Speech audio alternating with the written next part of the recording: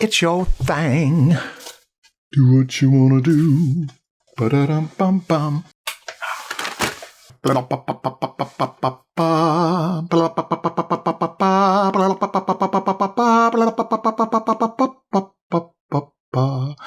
Is it recording? It's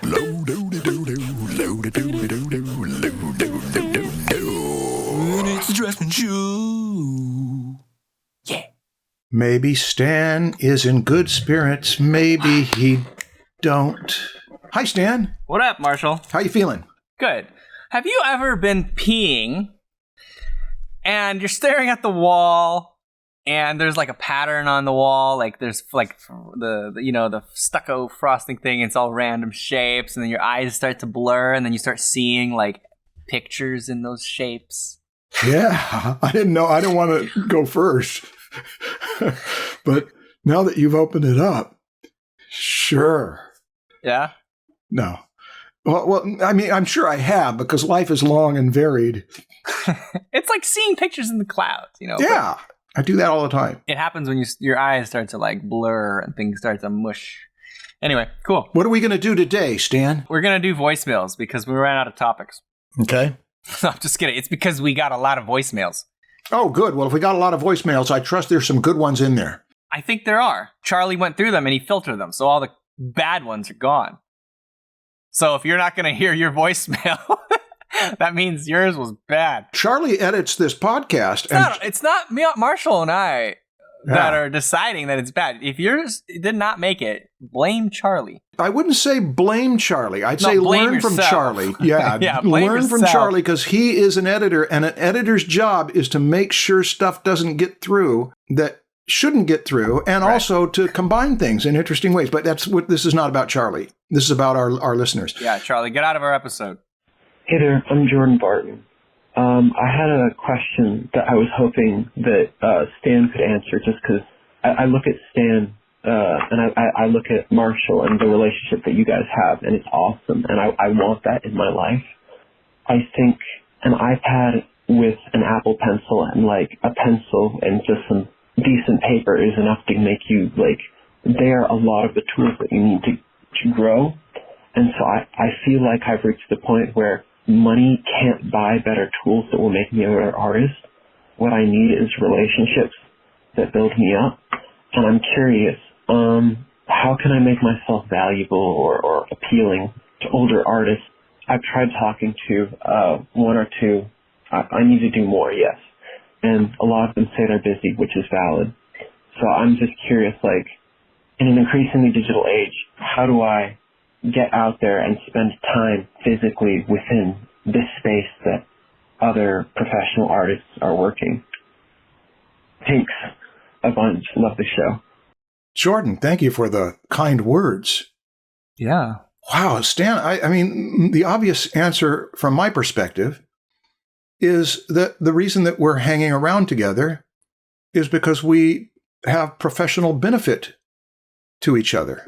Wow. Well, I mean, that's why we're doing a podcast. Well, that's not why we started hanging out together. When we started hanging out together. I guess it was.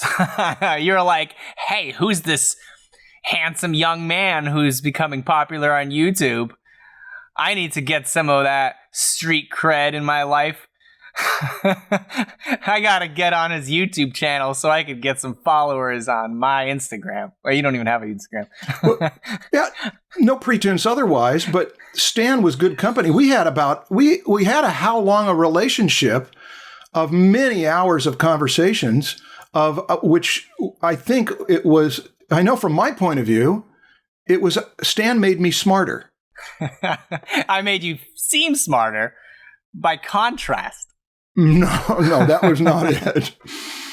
Stan challenges things and does it in a constructive way. There was just a lot to be learned from him. There was a lot that was lacking in what I was doing professionally. We've talked about that before. It's just the marketing and paying attention to business is something that he was better at than me. And so, yes, we do seek out friends that are like us in some ways and who are full of qualities that we don't have and would like to hang out with them. I feel like even if we never did anything professionally together, yeah, we would still have a relationship. We would still talk to each other. Yeah. I mean, that was really the reason that we got together every week when I went to teach at Blizzard. We just wanted to have conversations together. We didn't have any projects we were working on together at the time. It was just like, hey, you got an hour? Let's walk and talk. That's it. It was just a friendship of common interest. And that is like any relationship you have in your life. You just there has to be something that brings you together. Common interests, sexual tension. There are four kinds of. You just kept a straight face with that one and just kept going. You made me think of what brings people together. Yeah. And one of them was eros, which is sexual tension. One of them is friendship, which is a common interest. Yeah. One of them is affection, which is that some people you play with. They're just fun to, horse around with. Just mess around, yeah. Yeah, and then the other one is long-term committed, painful love, the kind that is, I am committed to this relationship, even if it doesn't bring me joy and satisfaction. But those are four old Greek words to show that our single word is not enough. But anyway, yeah, one of those four things is going to be at play in any relationship that's so worth having. When Jordan asks that question, I feel like he's looking for an answer.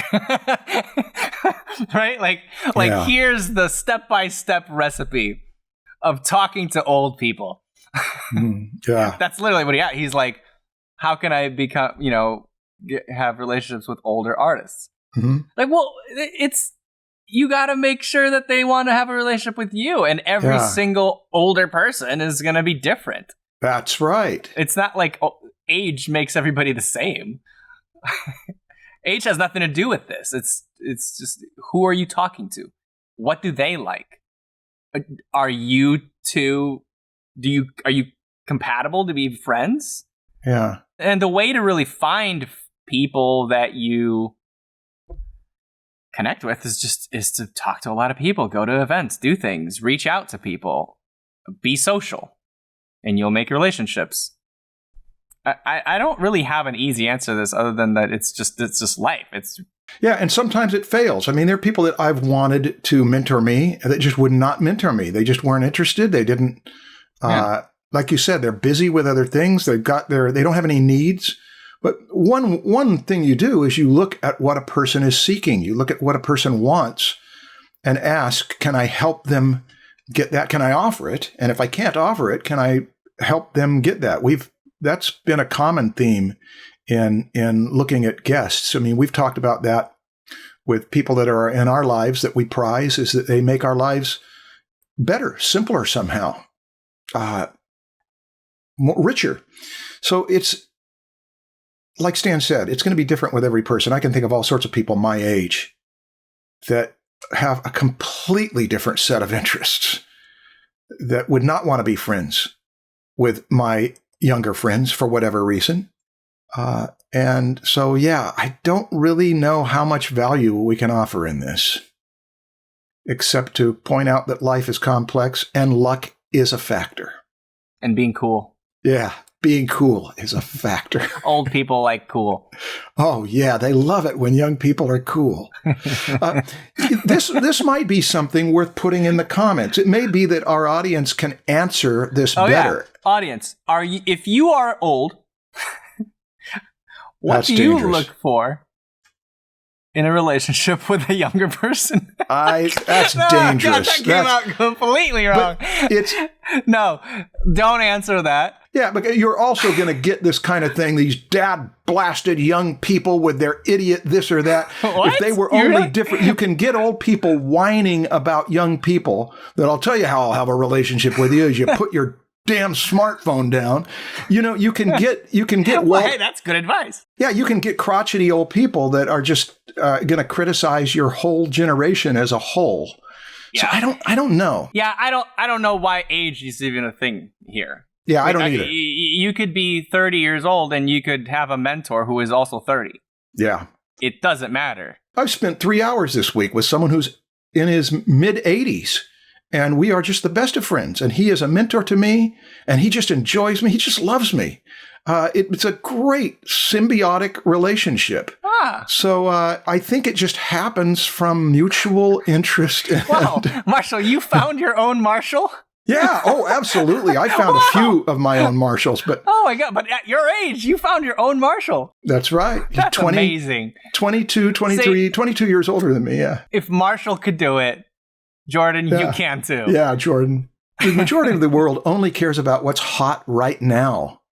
And when you find someone who loves what was good, really good in previous generations, that they put energy into that makes a big connection. I've got 2 students who I don't even really know that well, former students, but who they text me regularly and I text them regularly, and we just love each other without having spent much time. But it's based around the fact that they love Pink Floyd and Led Zeppelin and the bands of the late 60s and the 70s. And they know these albums and the order they came out as well as I do. So it's like, how can you not, when they say, I'm listening to that, and then they name their albums and they say, oh yeah, isn't that good?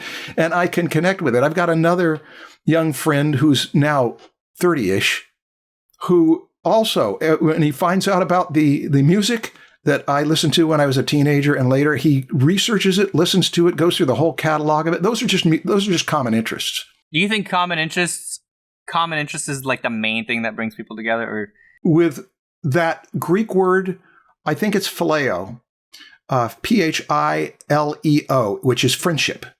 Okay. Yeah, it seems to be mainly around a common interest and a common goal.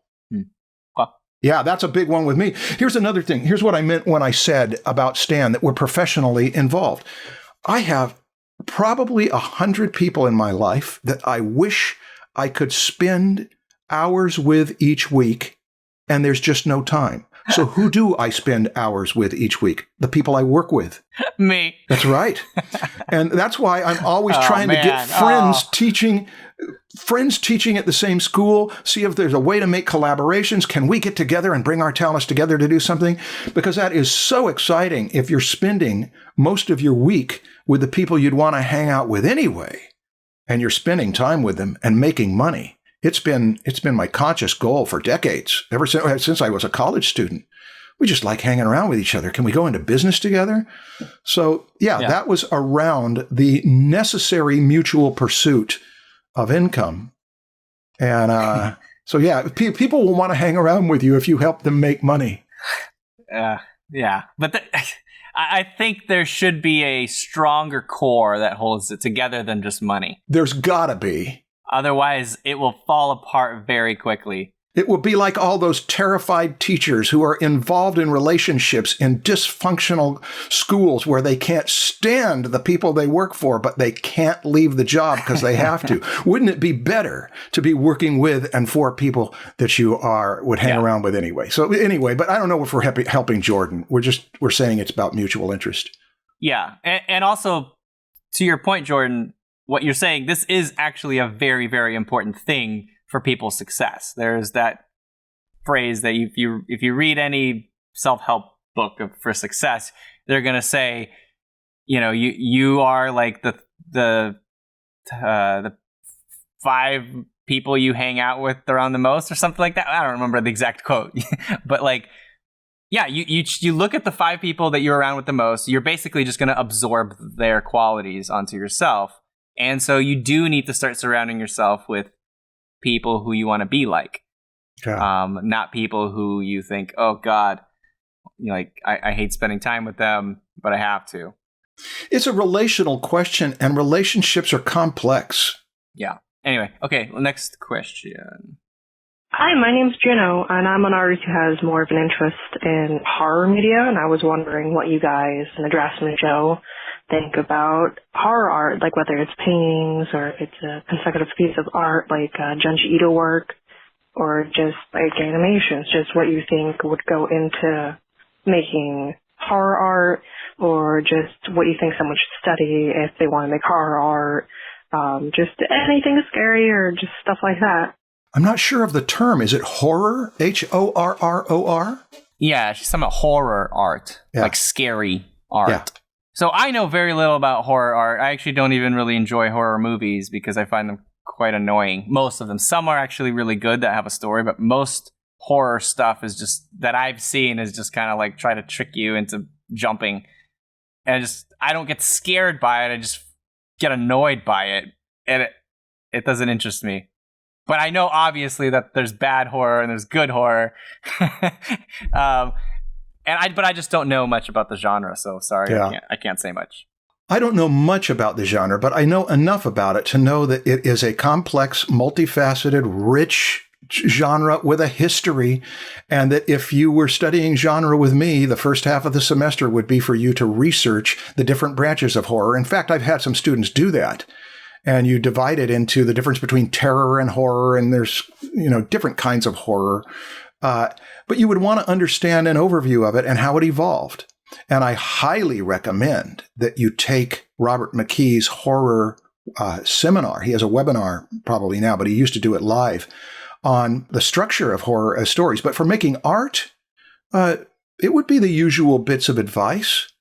You choose what you like. You choose what you love. You even choose a little bit of what you don't like. You might choose a good deal of what you don't like and rebound against it. What do you feel like is cheap surprise? What do you feel like is too obvious? What do you feel like misses understatement and could use some allowing the audience to imagine it? But there's a lot in the history of the genre for you to pay attention to it. And I'd understand two things. This is more personal than artistic. One is the value of horror as a genre. Why did it evolve? It serves a human need of objectifying the monsters within us and getting some control over them. It serves as a warning. There's all sorts of lessons in horror for who gets destroyed or who doesn't. So there's a value in genre or in horror as a genre, but there's also a risk in it. We spent a fall, one semester, watching horror movies 1 week after another, where I did this with students. And several students bowed out of it. And a number of students, when we talked about it, found that it affected their emotional lives negatively. A steady diet of looking at the worst side of life can, I think, be emotionally, psychologically harmful. Yeah. So that's more of a personal thing. As a professional thing, look at the people who have succeeded at developing their stories and images and get their advice because they are in the genre. They've mastered the genre. They've mastered what they need to have attracted you. So they would be the people you'd listen to.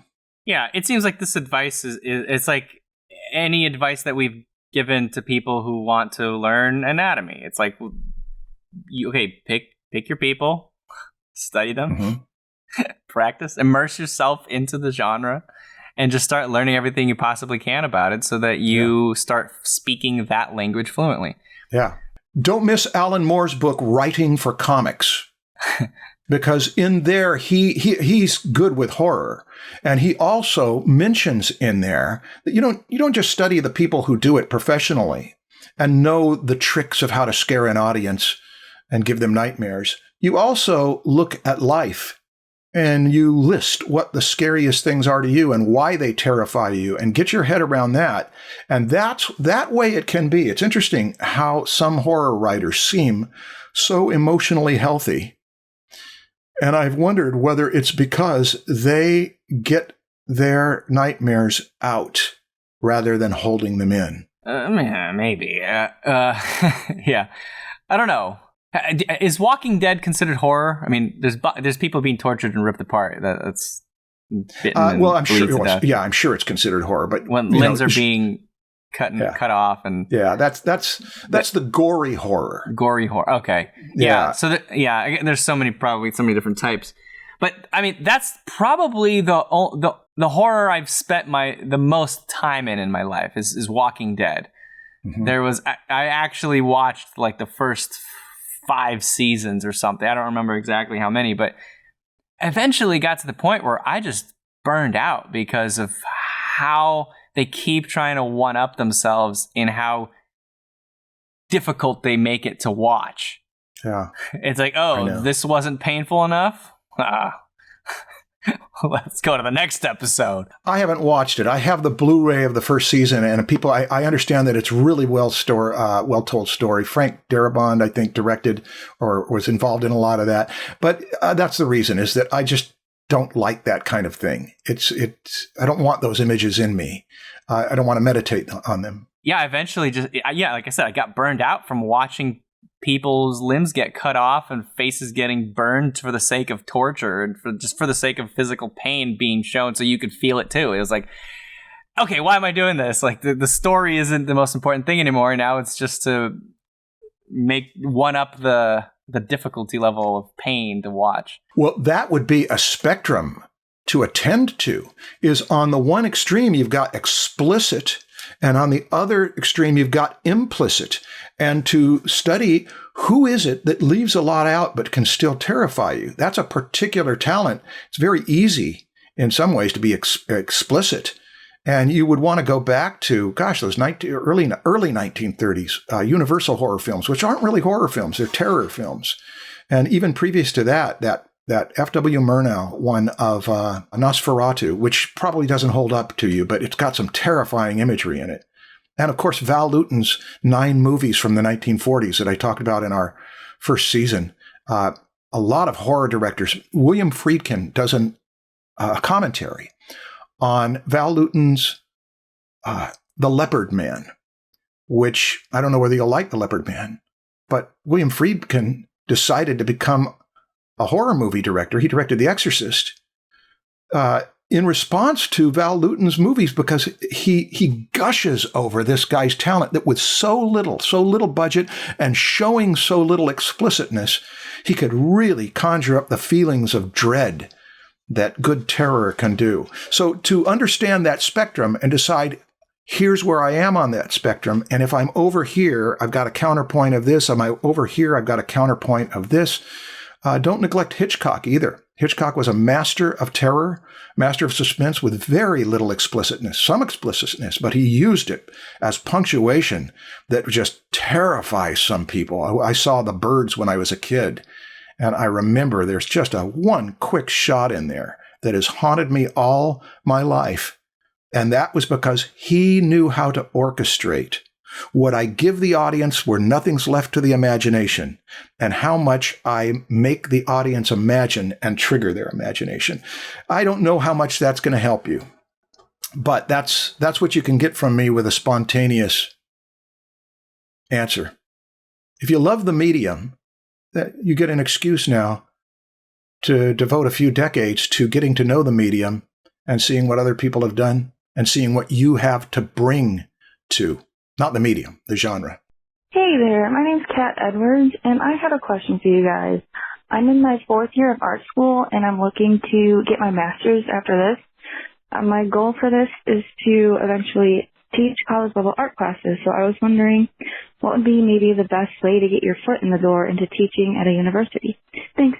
Bye. Should I answer this one? I think so, because this is specifically about teaching at a university, and I've never taught at a university, so I wouldn't know how to get that job.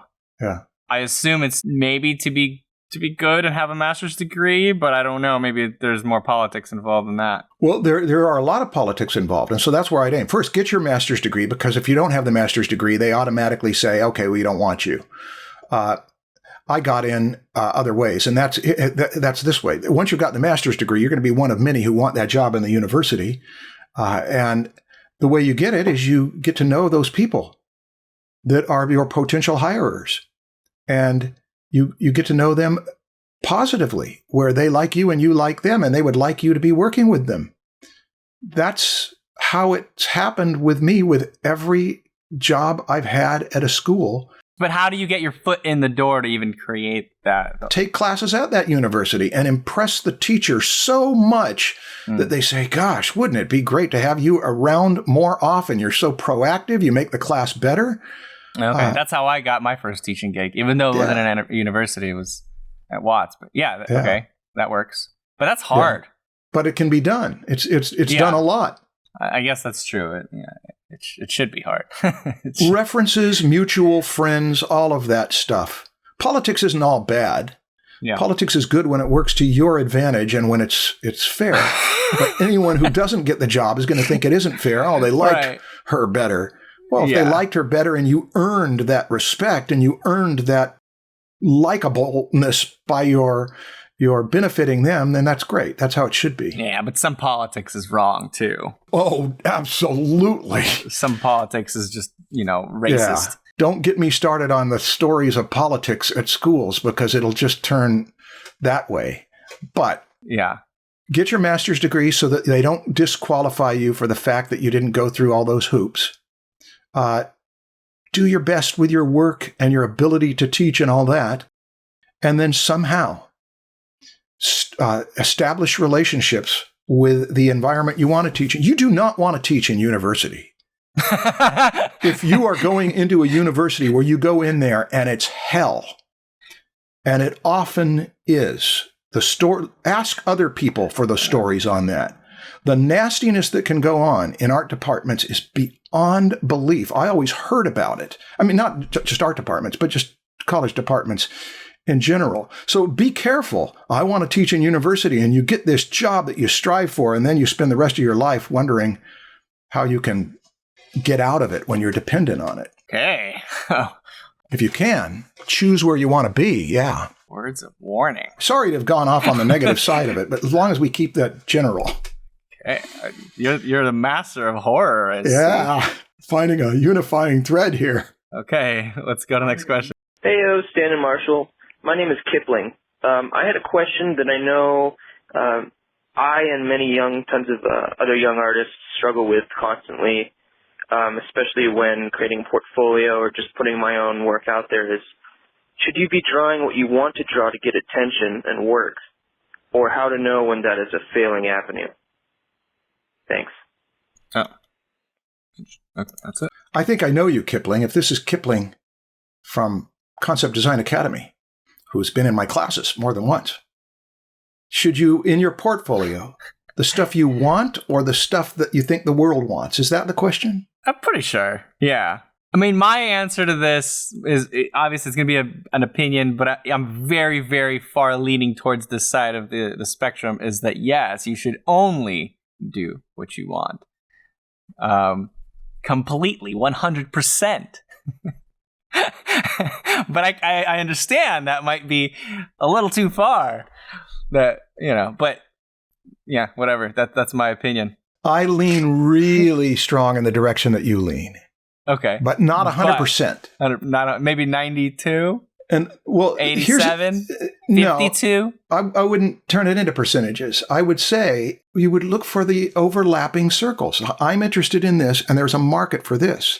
Well, that's still okay. Yeah, but if you find the overlaps, that's still, all of that is still what you're interested in. Indeed. So that's still the same thing I said, kind of. It is. Okay, so I think what you're trying to say with the overlap, and that's the difference between what you just said and what I said, is that I'm saying if you're interested in it, yeah, do it, put it in. You're saying if you're interested in it and it overlaps with what people want, put it in, which implies that if you're interested in it, but there is no overlap, then you remove it.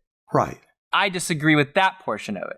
Okay. I think that if you are interested in it, but there's no overlap with what people want, you could still go down that path if you feel like there is still something to it that other people are missing, because you can create your own market. You can do something completely new that's never been done before, that there is no overlap because it's new, and now people want it. Yeah. They didn't know they wanted it, but you made it, you did it awesome, and in an awesome way, and now there is an overlap. Okay, then I think maybe the best way to approach this is that it's gambling. Yeah, well. And if you gamble where the overlap happens, it's a surer bet. And if you're gambling where the overlap doesn't happen, you may still win big.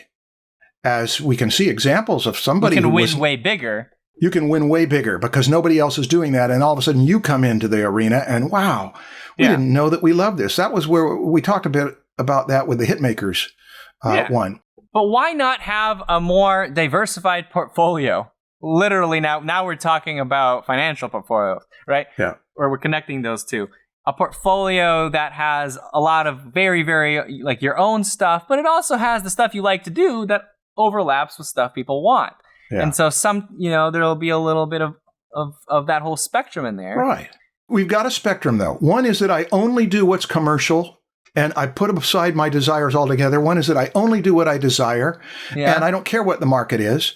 And James Scott Bell has a course for the great courses called How to Write Best-Selling Fiction, I think it is. And he does the concentric circle thing, that if you only do the stuff that is what the market expects, you make a living at that, you could be real tired of making that living. And if you only do the stuff you're interested in, it may not sell. So that's why. The overlap is worth looking at, but if you feel strongly enough and you're willing to bet, I might not make a living with this, but gosh, it's going to be great. That's your decision, Kipling.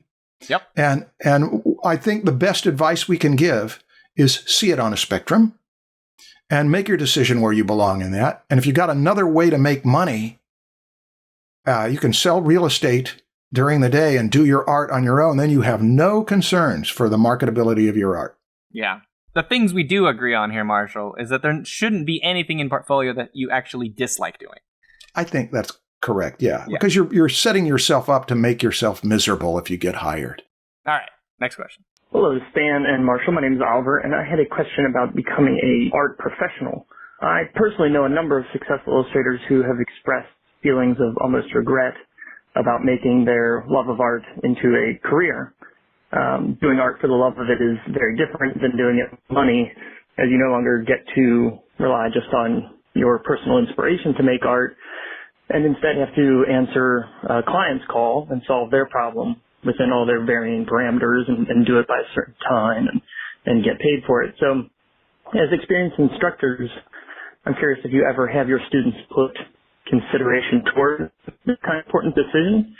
And if you've ever had a similar internal conflict about the matter. Thank you. We've got a common theme here. Yeah, this is exactly those people that hate what they're doing are the ones that put something in their portfolio that they didn't like doing, and then they got a job doing that thing, and now they hate doing it. So, yeah, but that's not the only people who fit that category. Yeah. Sometimes you might stop liking doing something, or you like doing that thing, but you just don't like doing it for someone else. Or you like doing that thing, or you don't like doing it for that specific person because you just don't like working with that person. This is the argument against the industry. What do you mean? I mean, Stan and I know at least one person who, in going in to be an artist, started to look at all of these people who've succeeded in the arts and find out how unhappy they are in their jobs, that it's like, I don't know that I want to do this. I want to find another role in it.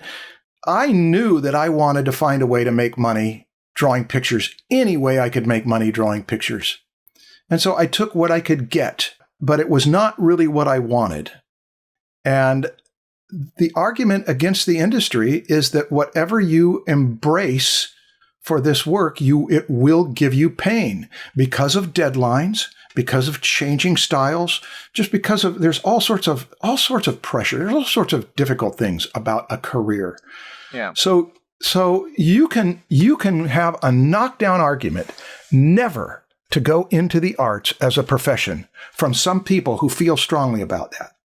I had it from an older man who was a sometimes commercial artist. He was a good sometimes commercial artist, and I was a teenager, and I went over to his house, and he showed me his work, and I was just knocked out by the skill in his work.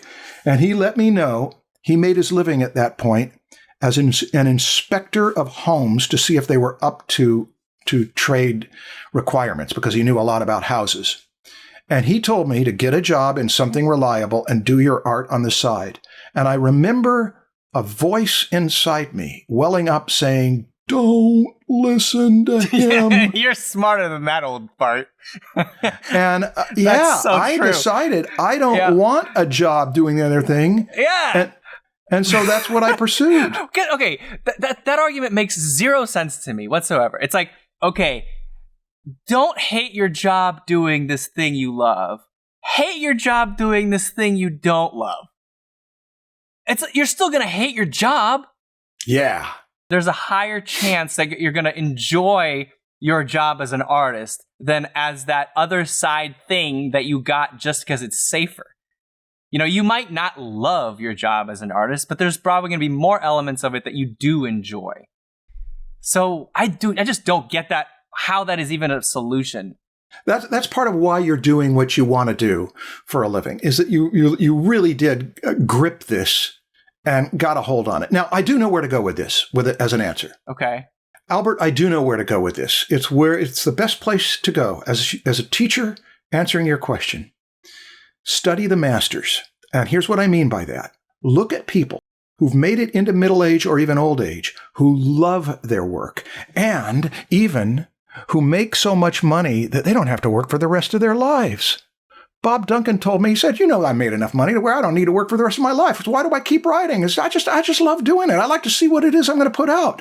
And so if you've got people who are studyable, that you can listen to interviews with them, that you can talk about their work, find out about their work day, how they arrange it, find people who love what they do. And then when you find more than one person who you can say, I want a career like that, and they didn't get burned out. Norman Rockwell painted all the way till the end. The Coen brothers don't have to make money doing films, and yet they keep making films. How is it that these people, what's going on with them? And I think the thing in common with them more than anything else is a love of the work and a certain amount of autonomy. That is, that they have control over, or at least a good deal of influence over how the work will be. I think that is, in my observation, that's the thing that I locked onto, is that these are people who would do it for no money. So if you do it for no money, why not do it for money and work to make it more on your own terms? Yeah, I agree with that. The autonomy is very important, and just the love of the work, obviously, that's important as well. But I feel like if you do study people that enjoy their job, you're going to find that it depends more so on the person than on the job. Yes, but when you've got a dozen of those persons that all have something in common, then you say this starts to transcend individual temperaments or personalities. And I'm talking about jobs here. I'm talking about jobs. Specific job, like you're working for somebody else. Yeah. I think some people can have any job. They could be cleaning toilets and they could be very happy just because they appreciate life. Whereas somebody could have a really cool, fun job and just be miserable because they always want change or something. I don't know what it is, but I just know that there's a spectrum of people, and the personality determines how happy you are as well. And Albert, I hope you spent $4 on me and watched the Design Your Career with a Whiteboard, because that was about getting you out onto a whiteboard surface and see what your loves are and what the opportunities are, and seeking how they connect. Yeah, I lean in your direction, Stan, but I also know that it's harder for some people to have a security that, okay, I don't know how many illustration majors in colleges when in the late 70s and through the 80s, it was hard to get work as an illustrator, so they just became graphic designers. Because there was more work as graphic designers. They didn't want to be graphic designers. They wanted to be illustrators. But that was out of economic necessity. Is that I really have to support myself. But some of them were probably very happy and some were miserable. I would be miserable. And some of them brought their illustration skills to graphic design. Yeah.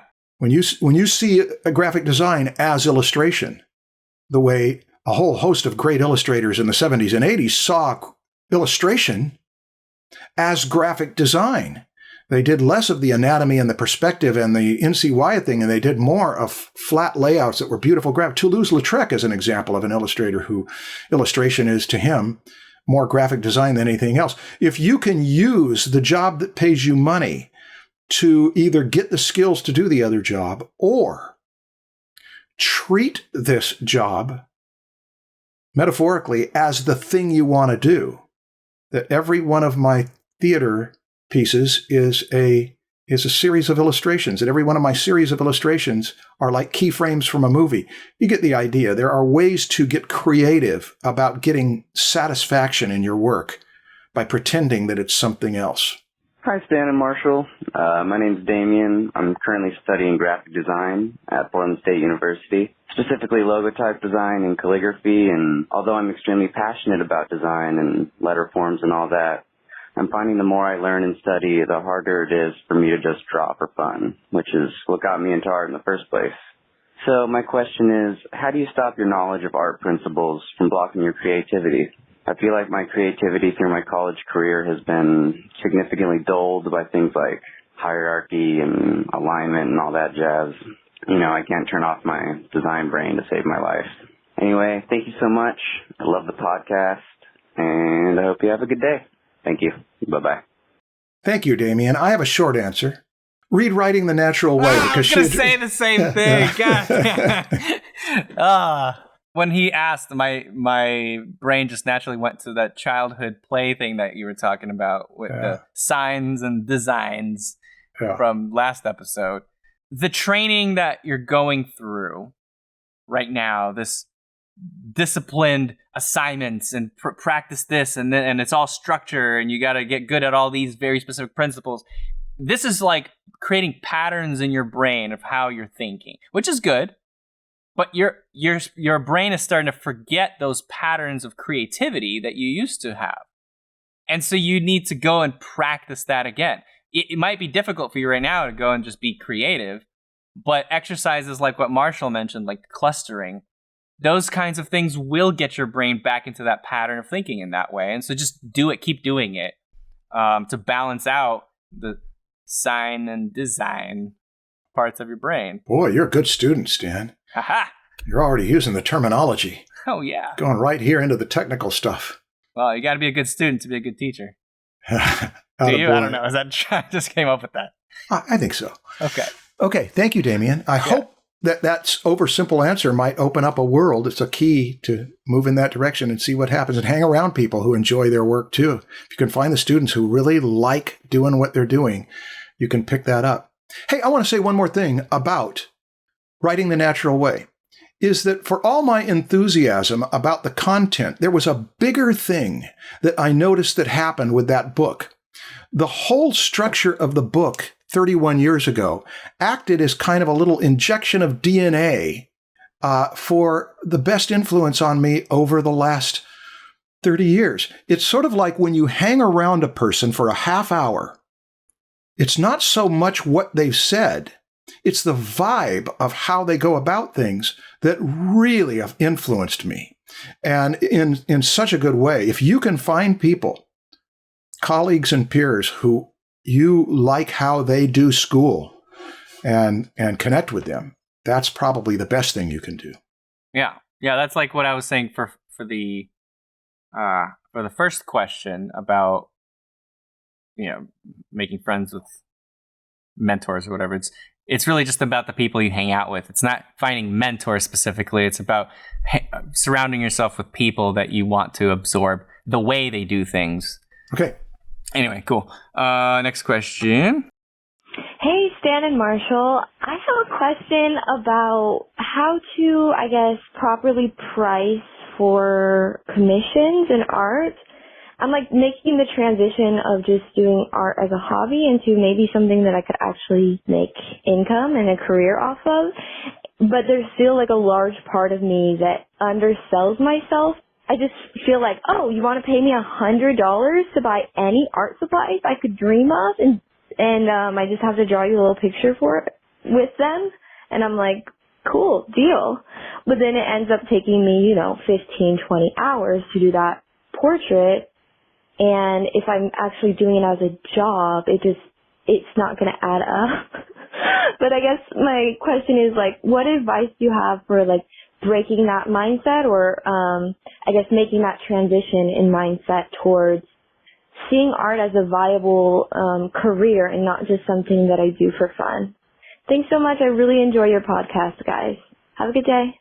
That's a whole topic I think we should devote an entire episode to. Yeah, I think we have that plan already, pricing. But okay. Generally, though, I think I've mentioned this before. If you are still at the stage where $100 to paint or draw a portrait excites you, that probably means that you should take it.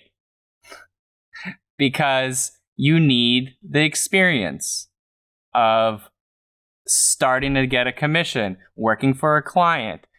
This all takes skill, and there's things you're going to run into experiencing that process of getting a client. You're going to learn things about that, not just about drawing a portrait, but about working with a client. And you need to learn that stuff now and practice those things, and not when you're getting paid $10,000 and run into these issues. Yeah. Not when you're getting paid $50,000, you start running into legal issues. Oh, you didn't learn how to put together a good contract? Oh, you should have done that when you were getting paid $100. And not, start learning these things slowly and ramp up the seriousness level of how professional you are. These things aren't an on and off switch where you're not a professional and then boom, you are a professional, or you're making $100,000 a year. It's like, no, you got to start with $100 an hour, or not an hour, $100 for a whole drawing, and just consider it not a job. Consider it practice. Yeah. It's a donation. It's thank you for the opportunity to learn. It's rehearsal for the bigger paying ones. Exactly. And I know some people are listening to this probably hate my answer right now, but I hate your answer. Sorry. Oh. I'm going to fight you. I want to fight you guys. No, I think I've said it before that I think it's really selfish of the people who already are professional and are able to get jobs to tell the people at the bottom just starting to get into it that they should charge a lot. It's selfish because they can't charge a lot yet. Nobody's going to pay them if they charge a lot. They have to get the experience.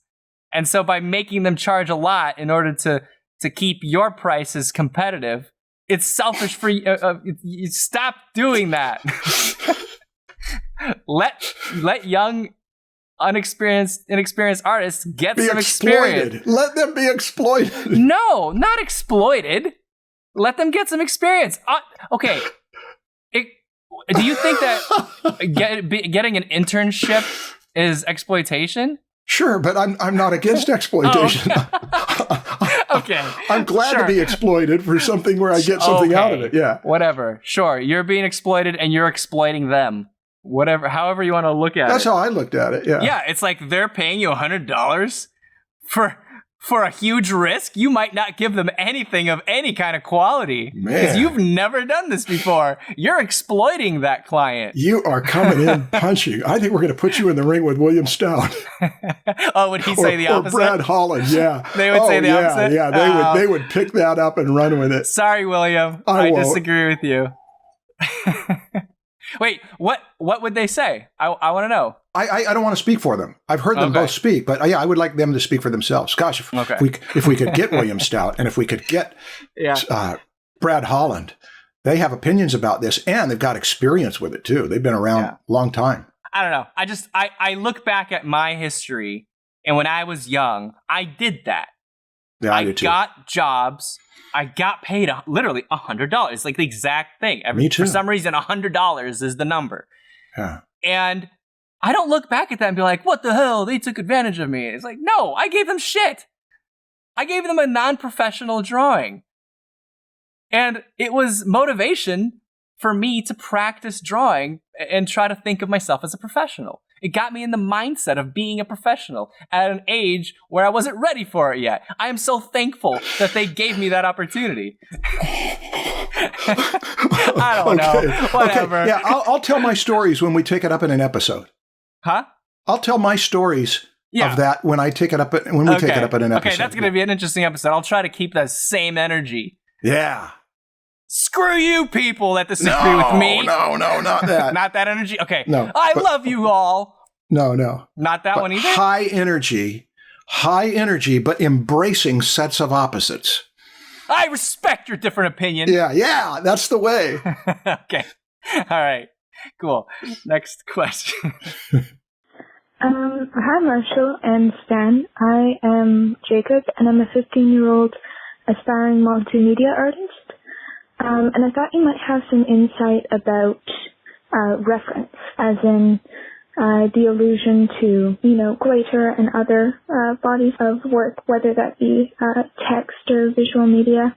I've been told a couple times now that my work involves too much homework, as it were, or that my approach to imagery is too cerebral for what should be an entirely emotional endeavor. And I thought particularly Marshall might have some sort of thoughts about the merits and demerits of involving greater illusions within one's own work, and sort of what that means for an artist.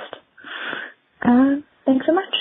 I have to be sure what we mean by allusions, though, whether it's referencing other works like where you're doing an homage, where Stephen Sondheim does a little bit of a thing that sounds like Gilbert and Sullivan, where you take a riff from somebody else and play with it, where your movie shots look like shots from famous movies that you're doing an homage to, or whether you're talking about research that can bog you down because you've got to be so meticulous about it to get it right. I'm not really sure of the question. Yeah, this 15-year-old's vocabulary was a little bit too advanced for me. I did not completely understand. As far as allusions, there are homages. There are allusions. Those Simpsons episodes that I show have lots of shots that they've taken from noir, and they've essentially stolen shots. People steal shots all the time in movies, and Norman Rockwell alluded to Michelangelo in some of his pictures, where it's when anyone who knows the Michelangelo can say, oh, he's doing kind of a riff on the Michelangelo. That's all fair game. It's different than actually lifting somebody's imagery and putting it into your work and claiming it as your own, which is plagiarism. So you find that out more by asking people. You ask an attorney, you find someone who knows about where you're crossing the line from paying respect to and stealing. That's not how I understood the question. Okay. I don't know. I'm probably wrong. Well, we'll take the other view too, but the other possibility of the meaning. So I think Jacob's approach to drawing or painting, so he said too cerebral, too much homework. So I feel like he's putting too much logic and thought into it instead of feeling. That's how I understood the question. Okay. Well, then I have an answer for that too. Do you? Yeah, my answer is that it's okay to be cerebral in your approach to doing art. That's great. If you're good at that, that is your strength. You can exercise that strength and you can get better at it and you can approach it that way, but also try to practice getting better at the feeling of it. It's not going to come natural to you. I can tell also by the way you talk. You're very cerebral in the way you talk, not just the way you create art. And that's great. That not everybody has the superpower that you do, and so that will put a different twist, or that'll determine your style as well. That's totally okay. Don't try to fight it and hide that away. But practice the feeling side of it. Practice the expressiveness, and try to get good enough at that as well. Yeah. It sounds like you're trying to find your voice, and part of it is my voice going to make me miserable for how much research and work I have to put into it. There are composers like Piero della Francesca, who was a mathematician whose compositions are very carefully worked out and organized, and Tintoretto, whose work seems to be really expressive and gestural. And it's also the difference between someone who does finished illustrations and cartoons. A cartoonist does not have to research that much. In fact, if they research too much, it starts to move away from being a cartoon. I did an illustration of the mock turtle from Alice in Wonderland, and I wanted that mock turtle's fin to be as authoritative as it could be. This is before the internet. I went down to SeaWorld several times and I drew from mock turtle or from turtle fins so that I get it all right. And I got it right. But when I tried to illustrate Animal Farm, I was doing so much research of what these animals would look like. I never got the project done. because it wasn't for money. And it was like, you'll spend all of this time making sure every animal is accurate because you're a suburb kid who doesn't know what these animals look like. So there's a teacher of illustration history, Terrence Brown, who taught at TAD, who had an admonition for students. Be careful what you get hired for first. Because if you get hired for something first that is all you're going to get hired for over and over, and it's a grind, and it was hard to get it done, remember, that's what people are going to want you to do over and over. So you're trying to find your voice, and that's a spectrum of how much can I make it simplified and cartoony and inventive and playful and not based on reality. And how much do I have to research and make sure everything is correct? It's the difference between historical fiction, where you're trying to get things right, and fantasy, where you can make it up. But even good fantasy artists know that knowing historical occurrences can help inform their work. So it's a spectrum. If you look at it that way, that might help you to decide which way you lean, whether you need to balance yourself with the other and run hard in one direction. Cartoonists have it hard in some ways, but they've got it easy in other ways. And that is, they don't have to make things accurate. They have to make things instantly and quickly recognizable. Yeah, and generally be careful of people giving you advice like that, saying that an artist should be like this, should work like this, should think like this. That mean, which artist? Who are they talking about? Are they talking about themselves? This is the way they work, so now you should do the same thing? Like, just be careful. Realize that this is subjective opinions. And yeah, just be careful of that. And make sure you know what you love. I mean, when you're on the receiving end as a fan, what kind of art do you love? And you say, I think I could contribute to this. And then you run off into your own individualized development of that vibe, which is, it was a choice for your desires. I mean, you think of somebody like William Bouguereau, right? Like, certainly he's thinking very logically through a lot of different things. Yeah. And yeah, he's, I'm sure there's an element of feeling coming in through there. He's, he's probably feeling the composition and the story that kind of just comes through intuition and stuff. But I'm pretty sure that naturally he's a lot more logical and thinks through problems, but he's balanced himself out a little bit, and he's able to do a little bit of both. And he must have loved to paint for many hours. Yeah, but his stuff is beautiful. Yeah. If somebody told him, no, more abstract qualities in your art, it's like, well, why? Why? Because you think so? Where's your strength, Jacob? Yeah. If you run with your strength, then you find other people don't like to do that, and you're the one who does. One more question. Yeah. Okay. Hey, guys. I love your podcast. It's so good for learning some of the fundamentals if you're on a do-it-yourself art journey. You guys have been so good about teaching us how to acquire knowledge of the fundamentals, whether it be on composition or whatever else, ourselves. And I was wondering if you could do the same thing on the technique of spotting blacks. A lot of comic book artists will refer to it this way about how to spot blacks on, let's say, their figures, for example. And I've been trying to figure out how to go about doing this. You look at someone's work like a Mike Mignola or a Frazetta or a Jim Lee, and you can see that in all their figures, whenever they're shadowing them, they're really good at finding the blacks on these figures, and they kind of abide by a two-value system. And those shapes will look so abstract, but as a whole, they look like a completed figure. I want to know how to do this better myself. What are some ways we can go about studying so that we can spot blacks on a figure a lot easier in our compositions, and do it in a way that doesn't seem so monotonous? So thanks, guys. Bye. If there's shadows, if you're working from reference, which I'm assuming if you're trying to spot them, you're trying to see them in something that already exists. So the trick isn't to look at them, see them, and copy them. Is to design them correctly, and that's about being able to abstract something that and make it look good. Mm-hmm. And the solution to that is practice. Practice. They hate us, Marshall. I would pick up on your answer if you're done. Sure.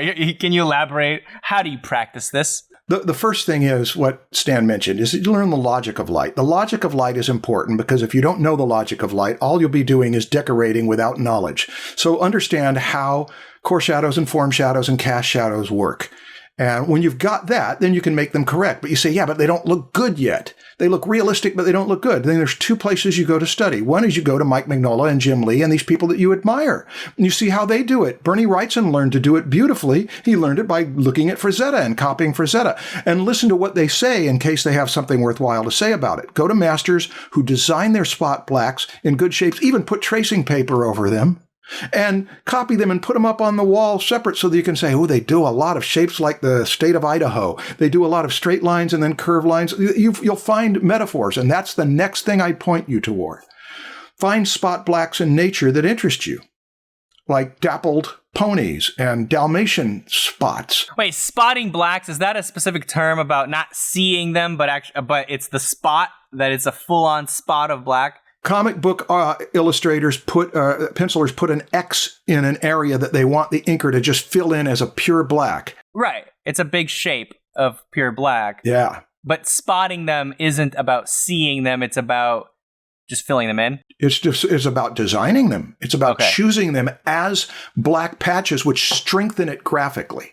Okay. I just didn't know that was a technical term. Go to your natural touchstones. The continents on the globe are great to start with. You can look at patterns in the moon. You can look at the way all sorts of things in nature.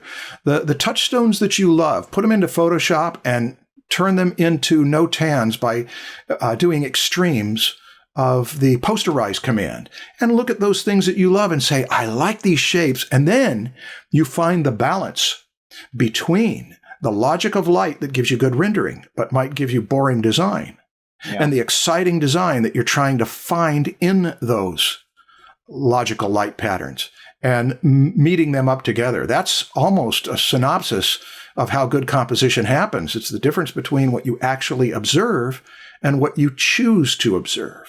So like we both said now, that it's more about learning how to design it. And you could do that through either studying nature or studying masters, whatever you choose. It's about spotting or identifying what looks good, right? And you could just use your own taste. You look at something in nature and you think, oh, that looks really cool. Why? What is it about this shape that looks really nice to me? And then do a little sketch. See if you can replicate that feeling of why that shape looks cool. For me, when I was a full-time student, a lot of this practice didn't come in figure drawing. It came through landscape painting, actually, because when I was doing figure drawing, a lot of the attention was there's so much on trying to be accurate that the designing it didn't come until much later on when I got more comfortable with the body. Where I wasn't trying to be accurate anymore. Now I was actually designing it, but initially it was really difficult to design and also observe and be accurate with the body. But with landscape painting, when I go out, it's like, I don't care if I mess up the shape of this tree or this mountain or whatever it is. I'm just going to try to design it and look at why does that tree look kind of cool? And I would try to exaggerate that design.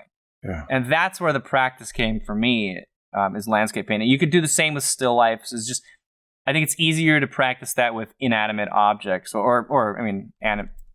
but anyway, it's safer to take liberties. Yeah. Or with a body, you might feel that you're violating what it's supposed to look like.